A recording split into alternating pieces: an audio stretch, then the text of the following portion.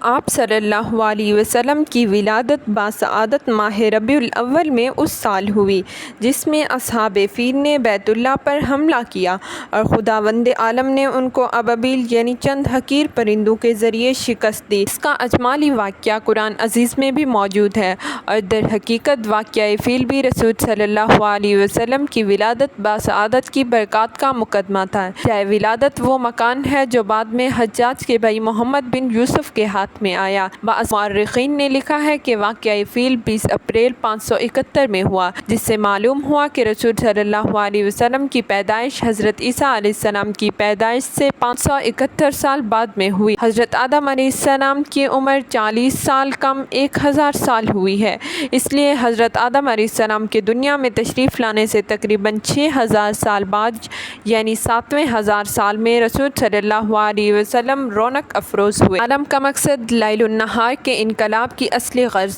حضرت آدم علیہ السلام اور اولاد آدم کا فخر، کشتی نوح کی حفاظت کا راز، حضرت ابراہیم علیہ السلام کی دعا اور حضرت موسیٰ اور حضرت عیسیٰ علیہ السلام کی پیشگوئیوں کا مصداق یعنی ہمارے آقا رسول صلی اللہ علیہ وسلم رونق افروز عالم ہوتے ہیں۔ ادھر دنیا کے بتکدہ میں آفتاب نبوت کا ظہور ہوتا ہے، ادھر ملک فارس کے کسریٰ کے محل میں زلزلہ آتا ہے جس سے اس کے 14 کنکر گر جاتے ہیں۔ بحیرہ صابا ملک فارس کا ایک دریا دفتن خشک ہو جاتا ہے۔ فارس کے آتش کدہ کی وہ آگ جو 1000 سال سے کبھی نہ بجھی تھی خود بخود سرد ہو جاتی ہے، اور یہ در حقیقت آتش پرستی اور ہر گمراہی کے خاتمے کا اعلان اور فارس اور روم کی سلطنتوں کے زوال کی طرف اشارہ ہے۔